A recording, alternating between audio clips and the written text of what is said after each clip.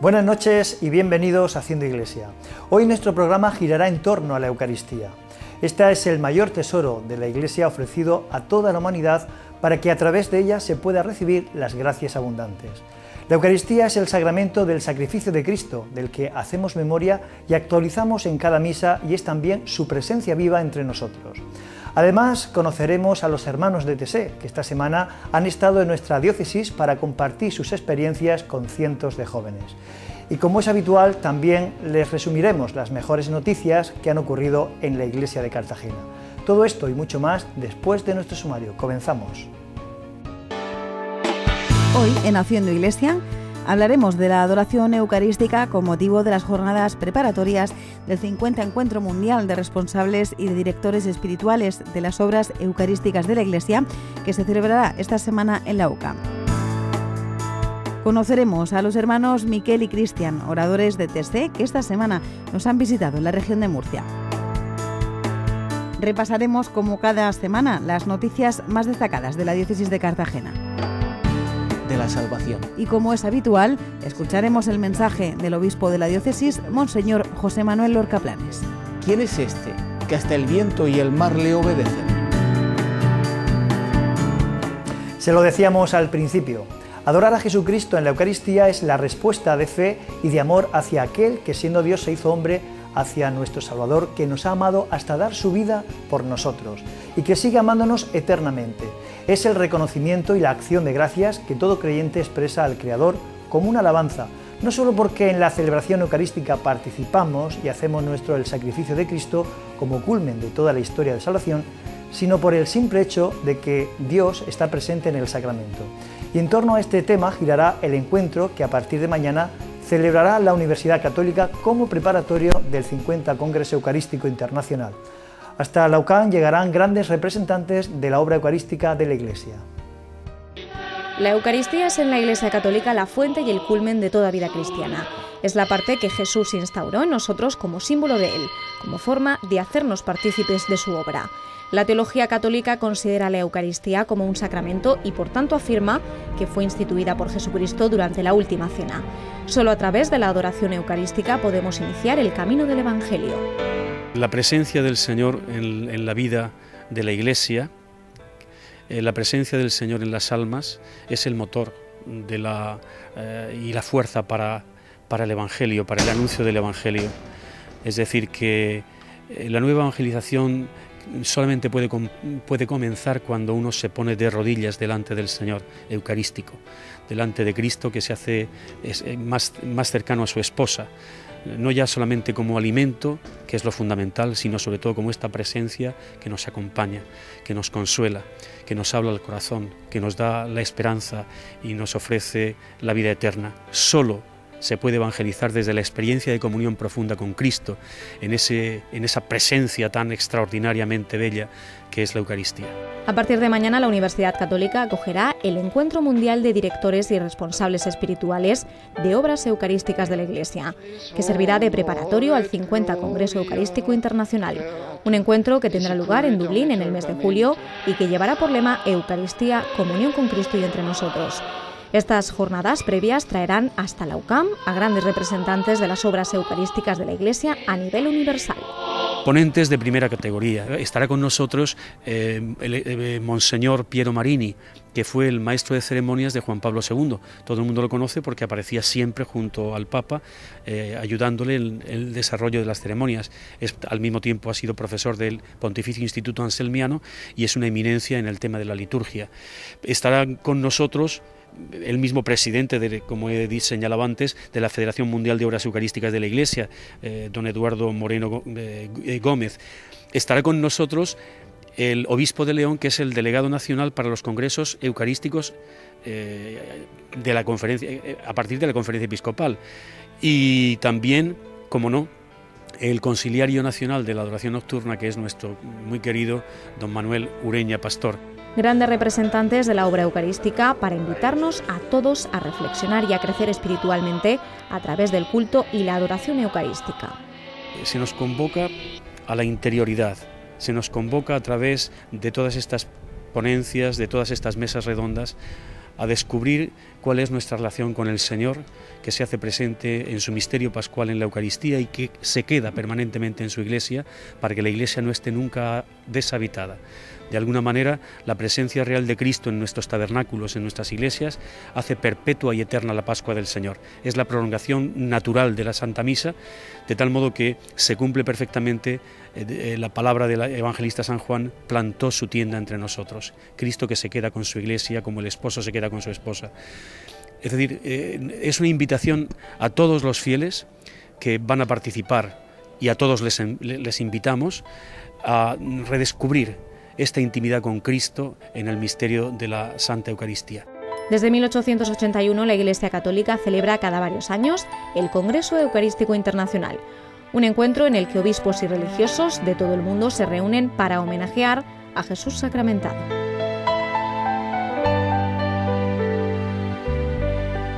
Y continuamos hablando de la Eucaristía. Haced esto en memoria mía, dijo Jesús. La Iglesia lo viene haciendo a lo largo de los tiempos y lo seguirá conmemorando hasta que el Señor vuelva en su gloria. La memoria, al celebrar la Eucaristía, es mucho más que un recuerdo, se hace realidad presente.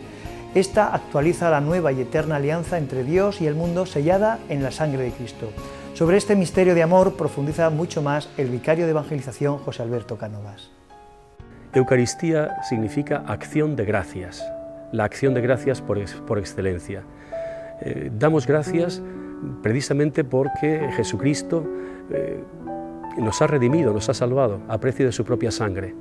Es decir, ha entrado en nuestra historia confundida en el mal, en el pecado, una historia que se resuelve en la tristeza y en la violencia, en la desesperación. Ha entrado en la nada del ser humano, que tenía como perspectiva la muerte, para darnos y agraciarnos con la vida eterna. Y como digo, esto en un gesto de amor absoluto. Dios es amor y lo ha manifestado en la cruz de Jesucristo. La Santa Misa, la Eucaristía, es la actuación en el aquí y en el hoy de la salvación de Cristo, operada en el Calvario, en la cruz. Cristo que se dona hasta el final, Cristo que toma el pan y el vino y los hace presencia real suya, para vivir en nosotros y nosotros en Él, para que tengamos esa vida abundante. Es el gesto máximo del amor. El gesto de la Eucaristía es el gesto del Calvario. Cristo que se entrega hasta unirse íntimamente a nosotros, en un gesto de abrazo, de perdón, de caridad infinita. Y por eso damos gracias, por eso celebramos la Eucaristía. Es el corazón de nuestra diócesis. Se trata de la capilla de adoración perpetua que se encuentra en el Palacio Episcopal. Desde hace 4 años, esta se ha convertido en un lugar de adoración de la Eucaristía, en la que, coordinados por algunos responsables, se organizan cada hora para que el Santísimo nunca esté solo. Forman una cadena incesante de oración, de adoración y de intercesión. Es una iniciativa que ayuda a los fieles a volver al cenáculo, con el fin de contemplar el misterio eucarístico. Se caracteriza por la paz que se respira en su interior, por la tranquilidad que supone envolverse del silencio que inunda esta capilla. En este pequeño oratorio de la adoración perpetua se reúnen a lo largo del año miles de fieles murcianos para buscar la reflexión y rezar frente al Santísimo. Aquí venimos porque lo necesitamos a Él. Y venimos también en una cosa muy curiosa. Está ahí puesta en una imagen una imagen ahí en la entrada de Juan Pablo II. Es decir, venimos aquí, creo yo, por los que no vienen. Venimos por los que no aman a Dios. Entonces queremos ser testigos del amor de Dios.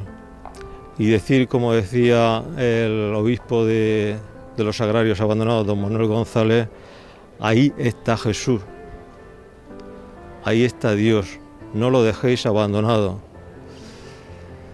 Entonces que la gente se dé cuenta, y gracias a Dios se da cuenta aquí en Murcia mucha gente, de que aquí está Dios, es decir, que realmente Dios está ahí. Jesús nos dijo, esto es mi cuerpo, y yo estaré con vosotros todos los días. Y yo creo que esa es la base de todo, ¿no? Y está de forma permanente, de noche y de día. En la capilla de la adoración perpetua nunca falta la oración. Desde que nació hace ya más de 4 años, sus puertas nunca se han cerrado. María Ángeles Belmonte es adoradora desde sus inicios. Solo aquí encuentra la paz que necesita. Pues mira, me aporta paz, fortaleza, alegría, esperanza. O sea, me aporta, yo creo que todo, porque de aquí saco, es como una fuente que sale de ahí, de él, y esa fuente pues me llena a mí, y no solamente a mí, sino a los míos. Cuando salgo de aquí me dicen, a veces voy como hoy, que voy el pelo un poco así, y me dicen, María Ángeles, qué guapa estás. Y yo siento que no me lo dicen porque yo esté guapa, sino porque esa gracia del Señor la llevo encima, ¿no? O sea, que es... Y no solamente en esta experiencia de esta capilla. Como ella, miles de personas se trasladan hasta aquí buscando una respuesta, una fuerza que les impulse a iniciar una nueva vida. Tenemos testimonios en nuestra página web, tenemos testimonios de personas que se han sanado. Por ejemplo, tenemos el testimonio de un alcohólico que empezó a venir, había perdido a la familia, había perdido el trabajo, bueno, un desastre, y empezó a venir. Pues el Señor lo sanó del alcohol, volvió con la familia, tuvo el trabajo, o sea, que sanó toda su vida. Así que el Señor está obrando milagros, ¿no? La gente pide, pues eso, ¿qué pide? Paz, trabajo, salud. Tener eso, a veces viene gente pues muy enfermica y pide eso, pues a lo mejor no se sanan, ¿no? Pero recogen la fuerza para seguir para adelante y además nos lo comunican, ¿no? Una fuente de fe intensa, de alivio y esperanza que tiene su origen en un pequeño pueblo de la provincia de Málaga. En el año 2004 se abrió la primera capilla en Cancelada, un pueblecito de Málaga. Un pueblecito que solamente tenía una parroquia y allí se empeñó un párroco, un sacerdote, en instalar esta capilla de adoración perpetua. Entonces se pusieron en contacto con un misionero que tiene el carisma de abrir estas capillas, el padre Justo Lofeudo, argentino, y entonces vino a España y abrió esa primera capilla, eso en el 2004. Después se han ido abriendo sucesivamente muchas más capillas en España. Actualmente hay 23 capillas ya en España abiertas por el Padre Justo. Y la diócesis de Cartagena forma parte de ese nutrido grupo de adoración perpetua. Por esta capilla situada en el centro de la capital murciana se calcula que pasan miles de oradores cada año. Todos ellos encuentran aquí la luz que su vida necesita.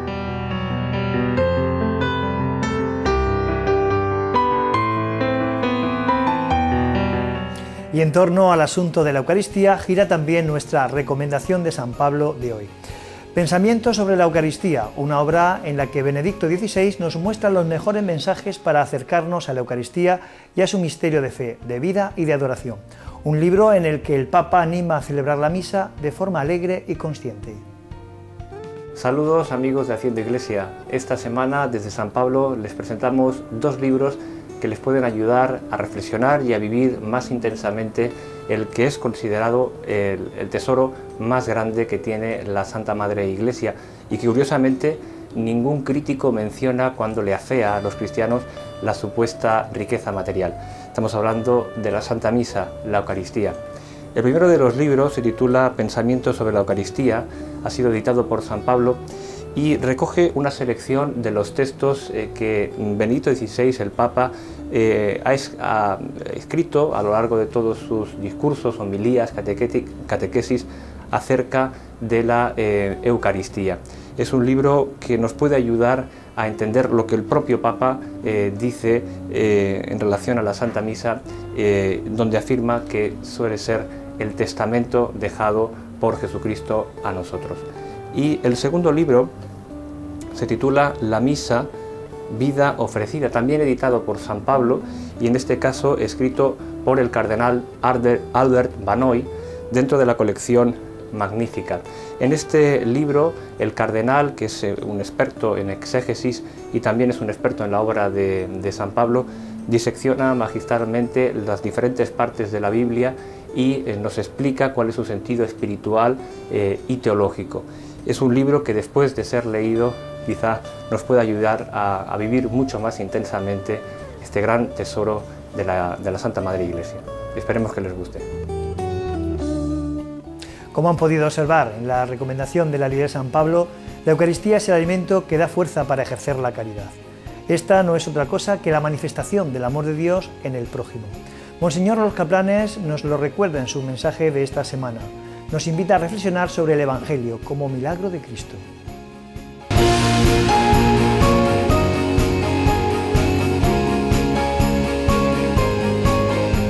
Saludos amigos.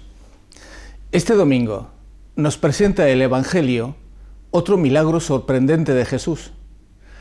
No hay duda sobre el hecho de que en los Evangelios los milagros de Cristo son presentados como signos del reino de Dios, que ha irrumpido en nuestra historia y se ha hecho presente en medio de nosotros.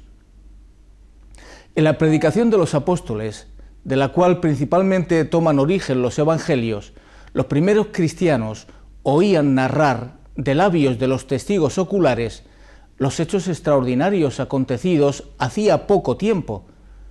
Lo que conviene resaltar es que no se sorprendían de la inserción de los milagros en los evangelios. Los apóstoles, los evangelistas y toda la iglesia primitiva veían en cada uno de los milagros el supremo poder de Cristo sobre la naturaleza e incluso sobre las leyes. Aquel que revela a Dios como Padre Creador y Señor de lo creado, cuando realiza estos milagros con su propio poder, se revela a sí mismo como Hijo de Dios, consustancial con el Padre e igual a Él en su señorío sobre la creación. El milagro, pues, es realizado con una finalidad de fe, de potenciar la fe y de que ayude al que escucha la predicación de que quien está hablándoles es poderoso. Se puede decir que los milagros de Cristo manifiestan la omnipotencia divina respecto a la creación y son al mismo tiempo señales mediante las cuales se revela la obra divina de la salvación. Es inevitable que la gente, ante la grandeza de estos signos, se pregunte: ¿quién es este que hasta el viento y el mar le obedecen? Lo que está claro es que a través de estas señales se prepara a los oyentes a la predicación para acoger la palabra como salvación que viene de Dios y la ofrece el Hijo. Escuchad atentamente este domingo la palabra de Dios. ¡Feliz domingo!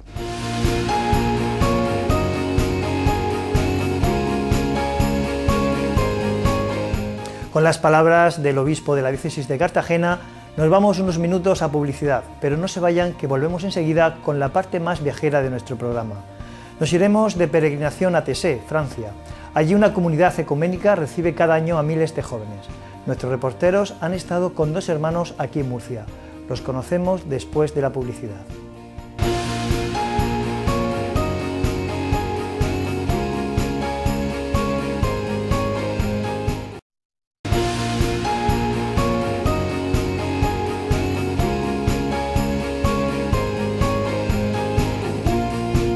Tras este breve descanso es momento de conocer las noticias más destacadas de nuestra semana en la diócesis. Nos iremos hasta la localidad de Cieza, donde el obispo de la diócesis de Cartagena ha inaugurado los nuevos salones parroquiales de San José Obrero. Y además les hablaremos de la jornada de convivencia que con motivo del Día de la Virgen de Lourdes se ha celebrado en Murcia. Estos temas son los que nos ha dejado la Iglesia de Cartagena durante esta semana. Ahora los ven vacíos, pero los nuevos salones de la parroquia de San José Obrero de Cieza ya están funcionando a pleno rendimiento.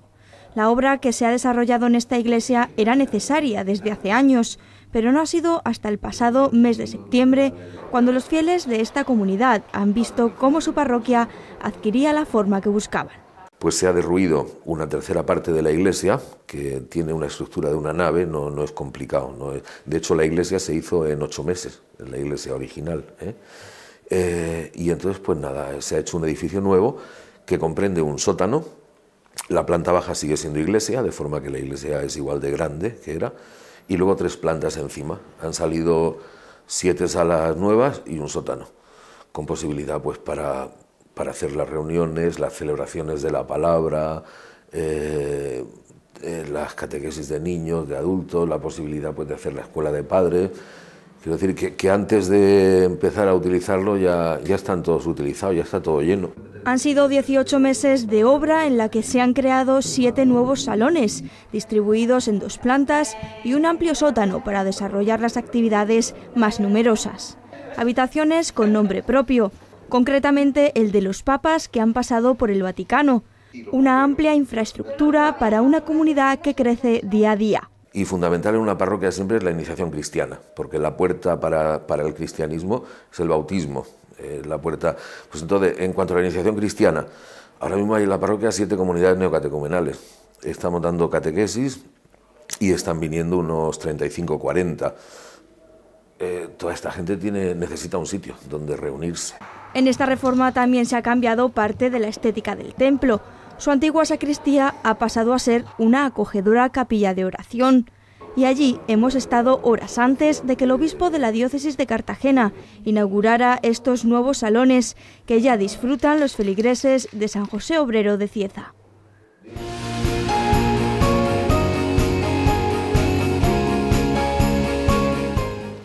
Son el rostro de la esperanza, de las ganas de luchar a pesar del sufrimiento. Una fuerza que consiguen gracias a su amor y devoción hacia la Virgen de Lourdes. Cientos de fieles murcianos se han dado cita este fin de semana en el encuentro que cada año conmemora la festividad de Lourdes. Y es un día pues para significarlo, por la esperanza que reciben los que son no solamente afines a la hospitalidad de Lourdes, sino todos los enfermos.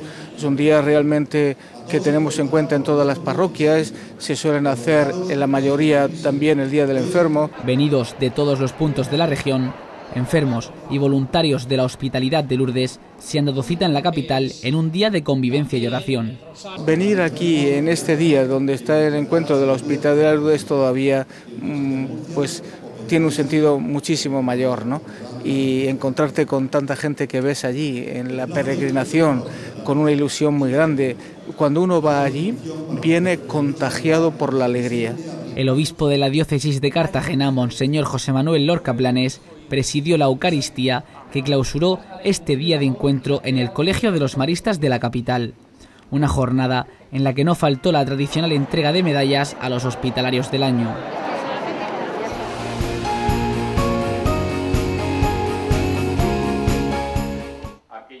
A menos de 2 meses para la Semana Santa murciana, representantes de todas las hermandades y cofradías se han reunido en la comisión plenaria de la Delegación Diocesana, en la que se pondrá fecha a las principales actividades cofrades de este año 2012. Se va a proponer es la sede de la próxima jornada de la jornada de diocesanas de cofradías.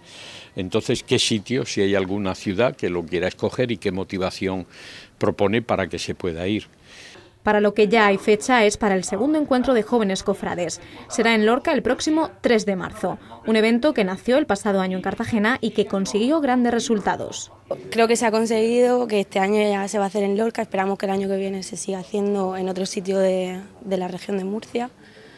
Y pues yo que sé, que los jóvenes que nos oigan, que sepan que pueden contar con nosotros, porque además tenemos muchas ganas de trabajar y que valemos para ello. Los jóvenes son el futuro, también para las cofradías. Gracias a ellos se mantendrá la tradición de sacar en procesión a nuestros pasos y grupos escultóricos por las calles de cada rincón de la región de Murcia. Ellos, los más jóvenes, también han sido parte importante de este pleno en el que no ha faltado la presencia y apoyo del obispo de la diócesis de Cartagena a todos los cofrades murcianos.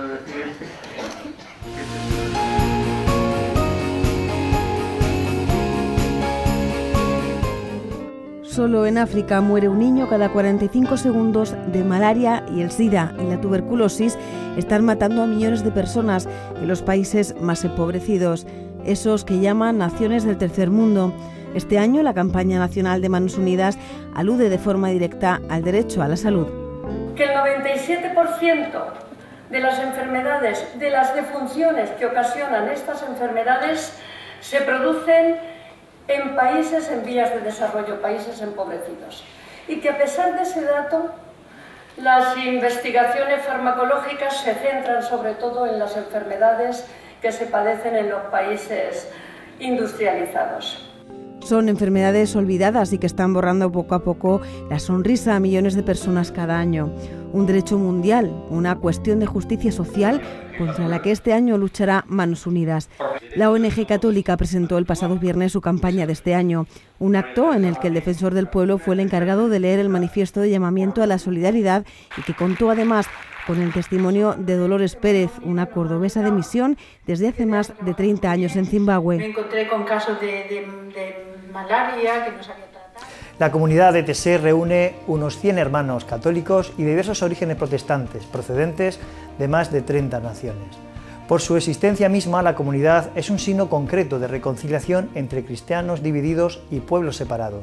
Los hermanos viven de su propio trabajo, no aceptan ningún donativo, tampoco aceptan para sí mismos sus propias herencias, sino que la comunidad hace donación de ellas a los más pobres. La semana pasada, Cristian y Miquel visitaron la diócesis de Cartagena para encontrarse con los jóvenes murcianos. Nuestro equipo de Haciendo Iglesia han estado con ellos. Ellos, Cristian y Miquel, son hermanos de Tesé, una comunidad cristiana situada en Francia, que fue fundada en 1940 y que busca la unión de todos los cristianos. En su propia comunidad, el ecumenismo es una realidad. El objetivo era un poco lo que el hermano Roger decía, ¿no? Vivir juntos a través de la oración, una vida común, y desde eso dar un testimonio de reconciliación en la iglesia. Y para ello trabajan cada día haciendo llegar la palabra de Cristo a todo el mundo. Su vida se basa en la oración, en buscar la unión de un pueblo y en lograr que la juventud se involucre en la unión de los hermanos. Seguimos trabajando para esa unidad de los cristianos, para que los cristianos de diferentes tradiciones veamos lo que tenemos en común, veamos lo que podemos hacer juntos, ¿sí? y rompamos a lo mejor las barreras que nos separan, ¿no? Cada año son miles los jóvenes que peregrinan hasta Tesé con el fin de encontrar un remanso de paz. Son muchos los que allí encuentran una fuente de espiritualidad. Tesé es esa fuente donde bueno, pues se pueden descansar, pueden reponer fuerzas para luego continuar en su vida cotidiana, en su lugar de origen y bueno, seguir ese camino de fe y de hacer iglesia. Tesé es famosa por sus encuentros de jóvenes que son acogidos por la comunidad durante todo el año. Miquel y Cristian recorren el mundo dando testimonio de su fe y aseguran que los jóvenes son el futuro de la iglesia y quienes pueden conseguir la unión de todos los cristianos. Abrimos ahora nuestro capítulo de cine para hablarles de un clásico. Dirigida por John Ford, Un hombre tranquilo nos cuenta la historia de un boxeador norteamericano que regresa a su Irlanda natal para escapar de su pasado. Allí su vida cambia al enamorarse de una mujer por la que luchará contra viento y marea. Una bonita historia de 1952, ganadora de 2 Oscars. Librería San Pablo patrocina esta sección. La película que vamos a comentar hoy casi hay que comentarla de rodillas, porque es un clásico entre los clásicos, una de esas películas que se han hecho clásica ya, con todo lo que significa el término, a los pocos años. Precisamente ahora se cumplen 60 años de El hombre tranquilo, The Quiet Man, esa gran película del año 52 con la que John Ford recogía su 4º Oscar a la mejor dirección. Es la primera vez que hablamos de John Ford y es una pena porque habría que hablar prácticamente todos los días. John Ford son palabras mayores, no solamente porque para muchos es la quinta esencia del cine. Yo de hecho me dedico a este mundo porque a los 12 años vi La diligencia y dije, bueno, esto es increíble, hay que dedicarse a esto sí que es un arte. Y así ha sido para muchísima gente que consideran a Ford el mejor de los mejores. El mismísimo Orson Welles, esa personalidad tan impresionante de la historia del cine, que siempre coloca a su Ciudadano Kane como una de las mejores películas de la historia del cine en todos los listados, decía que hay 3 grandes directores en la historia del cine, que son John Ford y John Ford. Bueno, pues siguiendo al maestro Welles, he de decir que John Ford es algo impresionante. Y si ya se refiere a su Irlanda natal, pues todavía más. Es este canto increíble a Irlanda, que es El hombre tranquilo, como lo fue en su día también El delator. Él de vez en cuando vuelve a esa Irlanda que le vio nacer, aunque últimamente está en duda si nació en Maine o ya nació muy pequeñito, pero desde luego de familia irlandesa, a la que ama con entusiasmo esa tierra. Y en general, si Irlanda siempre es representada por esa tierra verde, campestre, por una abundante cerveza, ¿no?, desde la jarpa a la Guinness, y sobre todo por una religiosidad profunda, un catolicismo intenso y unas relaciones sociales basadas en el baile, la pelea, que unen a la comunidad, y para terminar en unos valores tradicionales en los que la familia es el centro. Si Irlanda es conocida por todo eso, El hombre tranquilo es la quinta esencia de todo ello, y además hecho como una especie de fábula, con una sonrisa en la boca, con esa sensación de que estás viendo algo maravilloso, que la presentación de los personajes casi son como de cuento, como cuando aparece Maureen O'Hara por primera vez, que es el personaje de John Wayne. Sean Thornton la ve entre ovejillas en un campo verde y se queda maravillado, ¿no? Una película además que tiene todas las características de Ford y sobre todo ese catolicismo profundo. De los tres grandes directores católicos, Alfred Hitchcock, Frank Capra y John Ford, quizás sea John Ford el más profundo, no porque tenga películas en las que salen sacerdotes o porque esté continuamente diciendo cosas católicas, entre comillas, sino porque el catolicismo está imbuido en todos sus personajes, en su manera de presentar, en su manera de ver a los personajes marginados, por ejemplo, etcétera, y un largo etcétera. Aquí nos encontramos ante este personaje impresionante de Sean Thornton, John Wayne, que vuelve a su tierra natal, a Innisfree, intentando olvidar que ha tenido, es un exposeador, que ha tenido unos problemas por los que murió en una pelea un compañero, e intenta olvidarse de todo eso y encontrar su tierra natal. Impresionante la pléyade de actores secundarios que siempre rodeaban a John Ford y en este caso a John Wayne, ¿no? Barry Fitzgerald, que hace una de sus mejores representaciones de este Michael M. Flynn, Victor McLaren, que lo conocemos como siempre como sargento en todas las películas del oeste y que era uno de los que siempre se iba de viaje con él, incluso bebían juntos. El caso de Warbone, que aquí hace del padre Lonergan, uno de los personajes entrañables de la película, etcétera. Toda esa serie, está incluso su hermano Francis, que es este personaje mayor que quiere seguir la pelea tan larga que hay durante toda la película y sale prácticamente cojeando de la cama para seguir la pelea.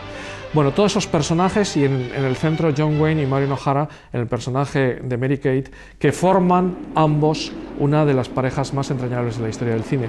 Y como Día de los Enamorados, que es en este mes, podemos certificar que es quizá una de las historias de amor y de complicidad mutua más interesantes de la historia del cine. La película tiene escenas gloriosas, como la célebre de la pelea, que dura casi 20 minutos, escenas entrañables como la que se inicia la película. Yo creo que nos mete en el mundo irlandés de un modo espectacular con esa llegada a la estación de tren y la discusión por dónde se va a Innisfree y Barry Fitzgerald cogiendo las maletas diciendo a Innisfree por aquí, o pequeñas imágenes como puede ser ese sombrero lanzado al aire o ese sombrero que se queda en la carrera de caballos sobre un palo, el sombrero de Maureen O'Hara, porque no lo recoge Sean Thornton. En torno a ello, todo un mundo maravilloso de Irlanda. A mí me encanta la escena en la que el padre Lonergan organiza a todos sus feligreses católicos que griten y vitoreen al pastor protestante, porque si no lo van a trasladar por falta de feligreses, y él mismo se tapa el alzacuellos y empieza a gritar allí viva el pastor para que su obispo lo deje allí. Es como todo en la película entrañable, maravilloso y al mismo tiempo con un elixir de felicidad y de perpetua alegría que hace que la película la veas casi con una sonrisa en la boca, aunque tiene sus momentos dramáticos, sobre todo en la relación de Mary Kate, que su hermano Danaher no quiere que se case con Sean Thornton, etc. Para terminar, la película tuvo un éxito inmenso ya desde su inicio y está en esas películas que no son las películas del western típicas de John Ford, pero que le centran todavía mucho más como autor y como director. Esa perenne sencillez que tiene al rodar, creo que en esta película se ve como nunca. Ese sentido católico de los planteamientos de las situaciones y sobre todo esa cantidad de personajes maravillosos que es capaz de crear a su alrededor, como todos los secundarios de esta película. Disfrútenla porque vale la pena volverla a ver y volverla a ver, porque es un clásico entre los clásicos. Librería San Pablo patrocina esta sección.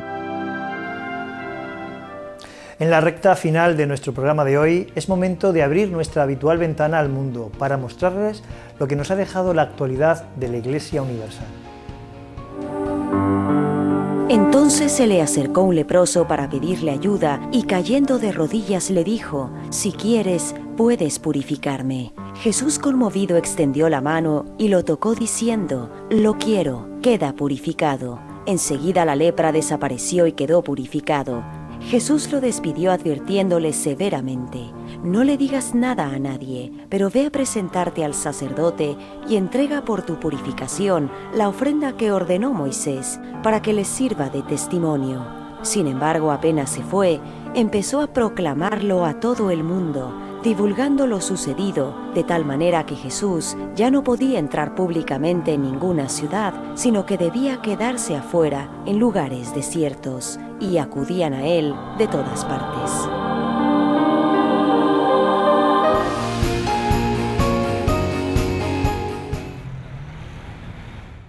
Gracias a esta iglesia y a la casa de al lado, la Orden de la Santísima Trinidad sigue con vida, bajo el mismo símbolo desde hace casi un milenio. Bueno, pues los trinitarios somos una de las órdenes religiosas más antiguas de la Iglesia, fundados a finales del siglo XII por San Juan de Mata para la redención de cautivos. Los trinitarios hemos llegado hasta el día de hoy, presentes en 4 continentes del mundo, en 21 naciones.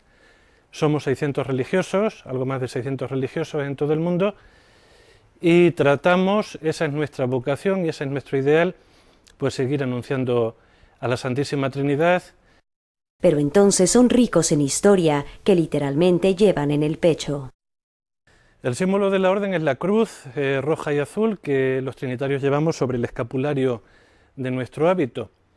No se ha transmitido en la orden cuál es la intención que San Juan de Mata tuvo al poner esta cruz en el hábito. Seguramente la interpretación más original y más sensata es que son los 2 colores cristológicos, es decir, el rojo, color de la divinidad de Cristo, y el azul, el color de la humanidad de Cristo. Sería una confesión de la fe de la Iglesia en la verdadera divinidad y en la verdadera humanidad de Cristo. Una riqueza de espiritualidades también muy tangible en su sede romana. Esta sala es muy especial porque los grandes acontecimientos históricos de San Carlino en sus 4 siglos de historia, como por ejemplo esta entrevista, pues han tenido lugar en esta sala. La sala de los venerables es del siglo XVIII y bueno, las grandes visitas, por ejemplo, de los papas a San Carlino, pues han tenido lugar aquí. Hay 5 lápidas de mármol que recuerdan con inscripciones latinas la visita por 2 veces del Papa Pío IX, una vez de Benedicto XIV, otra de Pío VI y otra de Pío VII. Y luego pues se conserva, el nombre viene de la colección de retratos de frailes de la primera generación, muchos de ellos murieron con fama de santidad. Una colección de retratos recuerda la santidad de frailes de la primera generación. Y entre ellos el más curioso, el que la casa pues le tiene un cariño más especial por lo que representa, es la muerte de Fray Pedro de Jesús. Es un cuadro hermoso del siglo XVII que representa la muerte del primer novicio de la descalcez trinitaria. Y una tradición dice que, siendo muy devoto de la Virgen, cuando estaba muriendo tenía mucha sed, era de noche, los frailes no lo oían, y entonces bajó la Virgen con Santa Catalina y Santa Inés, las patronas de la orden, a darle un vaso de agua, y esa es la escena que representa el cuadro.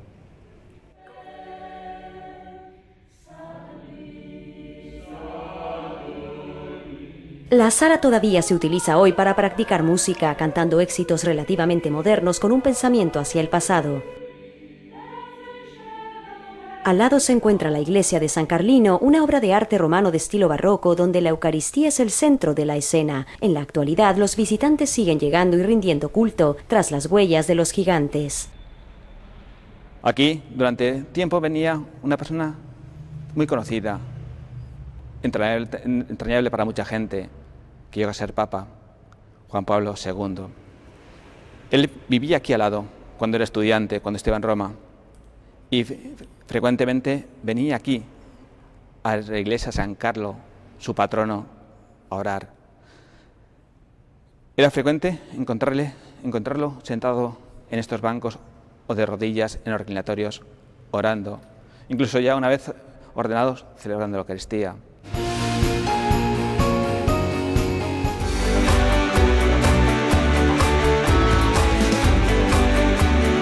Internacionalidad, catolicidad, conocimiento, servicio a la sociedad y a la Iglesia, juventud, son los acentos de la FIUC, la Federación Internacional de Universidades Católicas.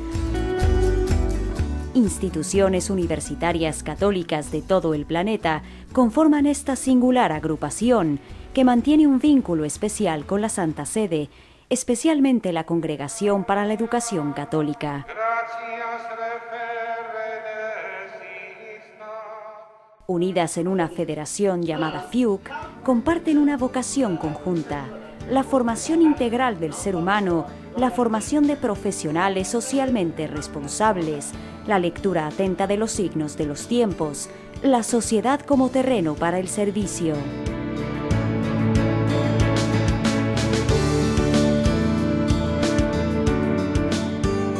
¿Qué quiere la Universidad Católica?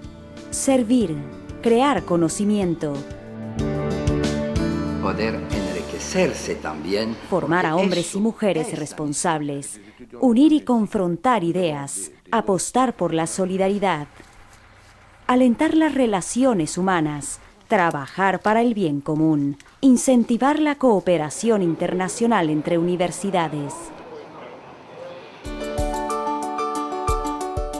Nacida en el corazón de la Iglesia, la FIUC está extendida por todos los continentes y tiene representación en organismos internacionales como las Naciones Unidas, la UNESCO, el Consejo de Europa y, por supuesto, en la Santa Sede. Un lugar importante en la inspiración de la FIUC la tiene la gran tradición intelectual cristiana a través de figuras intelectuales como San Agustín, Santo Tomás de Aquino, el Cardenal Newman, Balthasar, Congar o la misma Edith Stein. Las universidades dialogan entre ellas y se nutren de las conversaciones interculturales con el fin de llevar a cabo su misión: ser una contribución significativa en la construcción de una sociedad más justa y más humana. Temas que interesan a las universidades católicas y que interesan en común. Recordamos que instituciones como la Universidad del Sacro Cuore en Milán y la Universidad de Nimega en Holanda fueron las primeras que en 1924 empezaron a pensar conjuntamente y a unir sus fuerzas. Ya en 1925, una primera Asamblea General de Universidades Católicas se celebró en el Instituto Católico de París.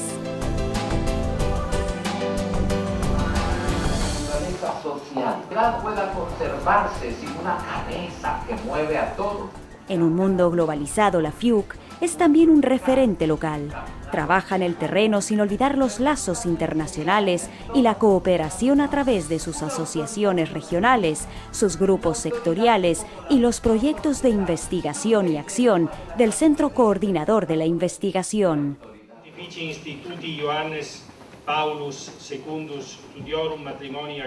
La FIUC abre sus puertas a todas las universidades que compartan sus ideales y quieran realizar su misión académica y eclesial, lograr que la ciencia, las humanidades, el saber, sirvan siempre al bienestar de toda la humanidad y le recuerden la bondad de la creación.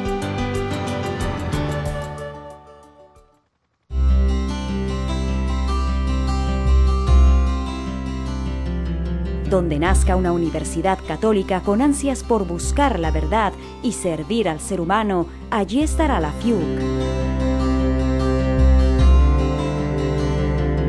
En uno de sus mensajes a la Federación, el Papa Benedicto XVI agradeció a las universidades su papel en la conformidad de una sociedad mejor y les ha invitado a promover una nueva síntesis humanista. Esta es la labor de la FIUC y su única razón de ser: saber para servir.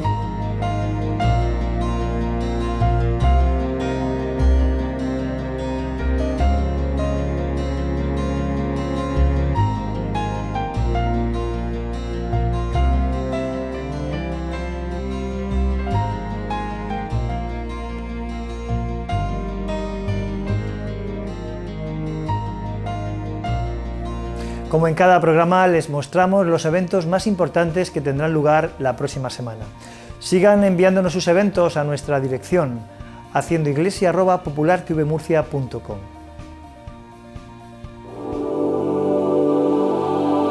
El jueves 16 de febrero a las 7:30 de la tarde tendrá lugar la misa inaugural del Encuentro Mundial de Responsables y Directores de las Obras Eucarísticas de la Iglesia, una Eucaristía que estará presidida por el obispo de la diócesis de Cartagena, Monseñor José Manuel Lorca Planes.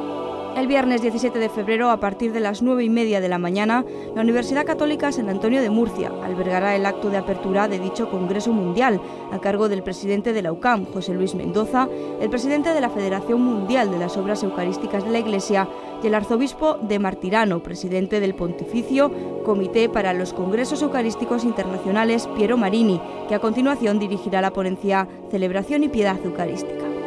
El domingo 19 de febrero a las 10 de la mañana tendrá lugar la clausura del encuentro, con una Eucaristía que presidirá el arzobispo de Zaragoza, Manuel Ureña. Será en la parroquia de San Nicolás de la capital y estará retransmitida por Popular Televisión, Región de Murcia. El viernes 17 de febrero, concierto de Paco del Amor en la parroquia de San Bartolomé de Librilla. Será a las 8 de la tarde. El miércoles 22 de febrero comienza el Vía Crucis con motivo de la Cuaresma. Será a las 6:30 de la tarde y partirá de la Plaza Belluga de la capital, recorriendo la Plaza de los Apóstoles y Plaza Cetina para finalizar de nuevo en la Plaza Belluga. A las 7 de la tarde se celebrará la Santa Misa y el Vía Crucis se celebrará todos los viernes hasta el 30 de marzo. El sábado 25 de febrero comenzará el musical de la Pasión en la parroquia de San Juan del municipio de Archena. El martes 28 de febrero, retiro sacerdotal en la Fuensanta. El martes 28, miércoles 29 de febrero y jueves 1 de marzo, los grupos de oración y amistad realizarán ejercicios espirituales en la parroquia de San León Magno de Murcia. Será a las 6 de la tarde. Y el miércoles 29 de febrero, retiro de Cuaresma para jóvenes. Serán a las 5 de la tarde en la Casa de Ejercicios Sagrado Corazón de Guadalupe. Llegamos al final del programa, un espacio que hemos dedicado a conocer la importancia que tiene la Eucaristía en la vida cristiana. Frente a tantas elucubraciones de sabios y entendidos que a veces desfiguran el rostro de Dios y nos lo hacen terrible o inaccesible, la Eucaristía nos descubre el verdadero rostro de Dios, que es su amor por nosotros, mostrado en el sacrificio de su propio Hijo. Saben que pueden conocer más sobre la Iglesia de Cartagena en el Espejo de la Iglesia. Nuestros compañeros Cristina y Antonio, que esta semana nos contarán con detalle el musical de la Pasión que se celebrará a partir del día 25 por distintos lugares de la diócesis. Con el deseo de que ese amor se haga fuente de vida para nuestra fe, nosotros nos despedimos hasta el miércoles. Que pasen una feliz semana.